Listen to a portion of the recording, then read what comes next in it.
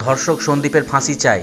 বিচারক কক্ষ থেকে বেরিয়ে যেতেই উঠল স্লোগান, গাড়ি লক্ষ্য করে উড়ে এলো জুতো। হ্যাঁ বন্ধুরা, আলিপুর সিবিআই বিশেষ আদালত কক্ষে এমনই গন্ডগোল অস্থিরতার সৃষ্টি হয় যে পরিস্থিতি সামাল দিতে মোতায়েন করা হয় কেন্দ্রীয় বাহিনীও। তো কি ঘটেছিল শুনে নিন বিস্তারিত।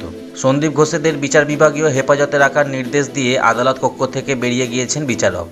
তখনই এজলাসে বসে আরজিকর মেডিকেল কলেজের প্রাক্তন অধ্যক্ষ সন্দীপ ও আরও ৩ অভিযুক্ত। তাদের ঘিরে থাকে কড়া নিরাপত্তা বলয়ও, রয়েছেন পুলিশ কর্মী, রয়েছেন সিবিআই আধিকারিকেরা। এর মাঝেই সন্দীপকে ধিক্কার জানাতে থাকে এক মহিলা। ক্রমে স্লোগান উঠতে শুরু করে, চোর চোর ফাঁসি চাই। উঠে আসতে থাকে নানাবিধি হুমকি। সেই সময়ই আদালত কক্ষে ফিরে আসেন বিচারক, হাত জোর করে বাকিদের চুপ করার অনুরোধ জানায়। পরিস্থিতি সামাল দিতে বাইরে মোতায়েন করা হয় কেন্দ্রীয় বাহিনীও। শেষ পর্যন্ত কড়া প্রহরায় আদালত থেকে বার করে গাড়িতে চাপানো হয় সন্দীপকে। তবে সেখানেও বাধে গন্ডগোল। সন্দীপকে পুলিশের যে গাড়িতে তোলা হয়, এবার সেটি লক্ষ্য করে ছোড়া হলো জুতো। বিচারকের নির্দেশের পর মঙ্গলবার আলিপুর আদালতে সশরীরে হাজির করানো হয় সন্দীপ সহ 4 জনকে। আরজিকর হাসপাতালে দুর্নীতি অভিযোগের মামলায় 23শে সেপ্টেম্বর পর্যন্ত সন্দীপ, সুমন হাজরা, বিপ্লব সিংহ এবং আফসার আলীকে বিচার বিভাগীয় হেফাজতে পাঠানোর নির্দেশ দেন বিচারক। মঙ্গলবার আলিপুর আদালতে সেই নির্দেশ দিয়ে এজলাস থেকে বেরিয়ে যেতেই শুরু হয় স্লোগান, লড়াই লড়াই লড়াই চাই, এরকম স্লোগান কিন্তু উঠতে থাকে। কেউ বিচারের দাবিতে স্লোগান দিতে থাকে। মূলত মহিলা আইনজীবীদেরই সন্দীপের বিরুদ্ধে স্লোগান দিতে দেখা যায়। সন্দীপকে ধর্ষক সম্বোধন করেও চিৎকার করতে থাকেন কেউ কেউ। তার ফাঁসির দাবিও ওঠে আদালত কক্ষে। শুধু এখানেই শেষ নয়, সন্দীপকে দাঁত ভেঙে নেওয়ার হুমকি দেন একজন।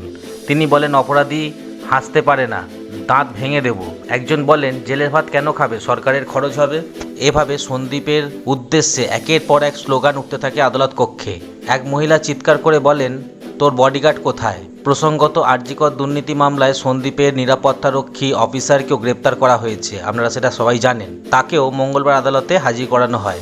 সন্দীপের সঙ্গে আফসারকেও 23 সেপ্টেম্বর পর্যন্ত জেল হেফাজতে পাঠানো হয়েছে। এই সবের মাঝে একজন বলে ওঠেন, সন্দীপ ঘোষকে জুতো মার। হইচইয়ের মাঝে আদালত কক্ষে ফিরে আসেন হঠাৎ করে বিচারক। হাত জোর করে তিনি অনুরোধ করে বলেন, বাইরে করুন, এখানে নয়। সেই সঙ্গে এও জানান, শারীরিকভাবে কাউকে হেনস্থা করা চলবে না। বিক্ষোভকারী আইনজীবীরা তখন বলেন, আমরা গায়ে হাত তুলব না, কিন্তু বাইরে কেউ কিছু করলে জানি না। সেই সময় বাইরে চলতে থাকে বিক্ষোভ, হায় হায় ধ্বনি দেওয়া হয়। পুলিশের যে গাড়িতে সন্দীপকে তোলা হয়, আচমকাই সেই গাড়ি লক্ষ্য করে ছোড়া হয় জুতো। শেষ পর্যন্ত আদালত চত্বর থেকে সন্দীপদের বার করে নিয়ে যাওয়া হয়। যদিও তখনও আদালত চত্বরে চলতে থাকে বিক্ষোভ, স্লোগান দিতে থাকেন মহিলা আইনজীবীরা। সিমন দাস নামে এক আইনজীবী বলেন, কেন ধর্ষকদের জন্য বিশেষ নিরাপত্তার ব্যবস্থা করা হয়েছে? আমরা প্রতিবাদ করছি বলে আমাদের আদালত কক্ষ থেকে বের করে দেওয়া হয়েছে। অন্য এক আইনজীবী ঈশা পাল বলেন, আদালতের যে দরজা দিয়ে বিচারক যাতায়াত করেন, সেখান দিয়ে সন্দীপকে বার করে নিয়ে আসা হয়েছে। কেন এই বিশেষ ব্যবস্থা? গত 3রা সেপ্টেম্বর যখন আরজিকর মেডিকেল কলেজের প্রাক্তন অধ্যক্ষ সন্দীপকে আদালতে হাজির করানো হয়েছিল, তখন আদালতের সামনেও এরম বিশৃঙ্খলা কিন্তু তৈরি হয়েছিল। সন্দীপকে আদালত থেকে বার করে নিয়ে যাওয়ার সময় শুরু হয়েছিল গোলমাল। চোর চোর চিৎকার হয়, একজন এগিয়ে যায় এবং সন্দীপের মাথায় চাটিও মারে।